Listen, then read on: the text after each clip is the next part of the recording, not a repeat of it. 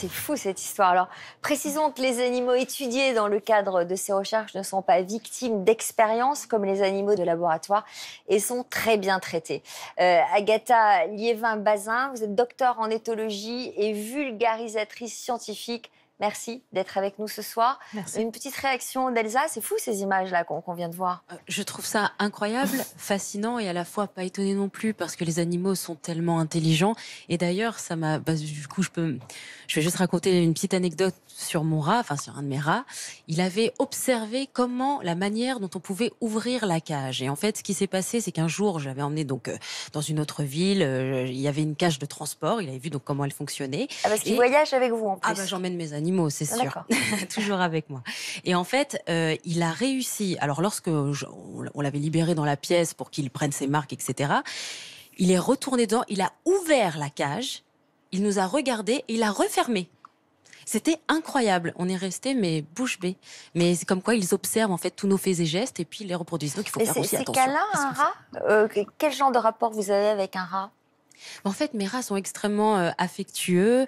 Ils viennent sur moi, ils me font des câlins. Bon, de toute façon, moi, voilà. Et alors, comment vous réagissez lorsque vous êtes confronté à des gens que ça dégoûte peut-être un peu? À ce moment-là, ces gens-là ne viennent pas chez moi. Par exemple, ma sœur, c'est vrai qu'elle m'a dit c'est impossible, je ne pourrai plus jamais venir chez toi. Ah bon? Et donc, elle ne vient plus vous voir? Non, c'est impossible, elle ne peut pas venir chez moi. Rien que d'être même en bas de l'immeuble, elle ne vient pas. Elle sait qu'il y a des rats, elle a une phobie. Après, et alors, ça vient d'où cette passion pour les rats? Alors en fait, ça a été totalement improvisé parce qu'en fait, sur le tournage de ma série, ils avaient besoin d'avoir des rats pour une séquence dans une cellule, voilà, dans une prison évidemment assez basique. Et lorsque je les avais vus sur le tournage, je dis mais qu'est-ce que vous allez en faire après? Et eux, en rigolant, ils ont dit on sait pas quoi en faire, donc si tu veux les prendre, prends-les. Évidemment. Moi, hop, évidemment, je prends les rats chez moi. Et puis, depuis, c'est devenu une belle histoire. Voilà. Alors, l'éthologie, c'est l'étude du comportement animal. Vous avez fait une thèse sur les liens affectifs, les comportements de partage et d'empathie chez les oiseaux. Alors, il y a quand même des expressions qu'on utilise assez souvent. On dit souvent être bête comme une oie, avoir une cervelle de moineau. Qu'en est-il exactement ? Eh bien, en vérité, ces expressions ne sont pas du tout proches de la vérité, puisque les oiseaux sont très futés. Bon, et parmi les oiseaux, quels sont les plus intelligents ? À l'heure actuelle, on pense que c'est les deux grandes familles des perroquets et des corbeaux qui gagnent la palme parce qu'on s'est rendu compte qu'ils avaient un très gros cerveau par rapport à la taille de leur corps. Alors la taille du cerveau ne fait pas tout, bien sûr, mais ils forment des couples souvent sur la durée, ils peuvent vivre longtemps, donc il y a plein de relations compliquées qui ont le temps de se nouer chez ces animaux et pour l'instant, on les compare aux grands singes, aux cétacés, aux éléphants, à tous ces animaux très sociaux qui peuvent faire plein de choses. Alors, vous, pour écrire la trilogie des fourmis, comme pour tous vos livres, j'imagine que vous avez rencontré beaucoup de scientifiques. Oui, j'ai eu la chance d'avoir été journaliste scientifique, donc j'ai pu rencontrer les scientifiques, j'ai pu même rencontrer un bonobo et m'apercevoir à quel point ces animaux sont intelligents. Mais je voudrais rappeler une petite chose, c'est que pour nous, être intelligent, tout à l'heure vous parliez d'utiliser un outil. Pour nous, être intelligent, c'est avoir un comportement similaire à l'homme.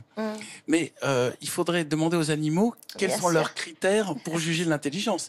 Un des critères, c'est par exemple le labyrinthe. On lâche un animal dans un labyrinthe, c'est comme ça qu'on s'est aperçu que les pieuvres étaient intelligentes parce qu'elles sortaient le plus rapidement du labyrinthe. Mais il y a plein d'autres animaux auxquels on n'a pas proposé de sortir du labyrinthe. Et il faudrait penser déjà que les animaux ont peut-être des formes d'intelligence qui sont tellement subtiles que nous ne les percevons même pas. Par exemple, les chats perçoivent quand l'être humain va mourir. Comment peuvent-ils savoir ça? C'est-à-dire qu'ils ont un sens, une forme d'intelligence qui fait qu'ils arrivent à sentir quelque chose que nous ne sentons pas. Et dans les hôpitaux, il y a souvent ces témoignages des chats qui se mettent sur les pieds. On a un chapitre là-dessus dans les complicités animales, effectivement. Qui se mettent sur les pieds des personnes et quand ils se mettent sur les pieds de ces personnes, ça veut dire qu'ils ont perçu que la personne allait partir dans la nuit. C'est des formes de pensée non humaines qui vont peut-être plus loin que la nôtre. La prophétie des abeilles, c'est votre dernier roman. Le biomimétisme, c'est quand l'homme apprend de l'animal. Qu'est-ce qu'on apprend des abeilles ? Ben déjà, ne serait-ce que les formes des rayons nous ont permis de faire des skis plus solides, ce qui montre bien que cette forme hexagonale est déjà quelque chose de génial, et c'est de la géométrie. Mais les abeilles savent faire aussi une chimie que nous ne savons pas faire. Elles savent faire de la gelée royale, elles savent faire du propolis, elles savent faire de la cire, elles savent faire du miel. Pour l'instant, l'homme est incapable de faire du miel. Et actuellement, les abeilles sont en voie de disparition, et on est en train de remplacer... notamment en Chine, ils font du glucose avec un petit goût façon miel, mais c'est plus du miel. Et je crois que nous sommes peut-être la dernière génération qui va pouvoir manger du vrai miel. C'est dire s'il y a une urgence à protéger nos abeilles et notre planète en général. Prendre conscience de l'intelligence des animaux, c'est aussi réaliser que ce sont des êtres vivants, qu'ils pensent, qu'ils ressentent des émotions et que nous n'avons vraiment pas le droit de les maltraiter ou de les abandonner. On tenait à vous faire passer ce message ce soir. Annie, vous allez bientôt sortir un nouveau roman ? Oui. Au début mars, je vais sortir un roman qui, je l'espère, sera bénéfique. C'est une histoire de rédemption. Vous partez en tournée avec le spectacle Le Chat du hasard. Le Chat du hasard, oui. Un seul en scène tiré de votre livre du même nom. Et puis, vous êtes en tournage aussi d'un téléfilm pour France 3, Le Petit Ange. Et vous, Elsa, votre album est sorti en version collector qui inclut un duo avec Anthony Colette, des clips et un DVD live. Merci beaucoup d'être venus nous voir. Merci à tous. On connaît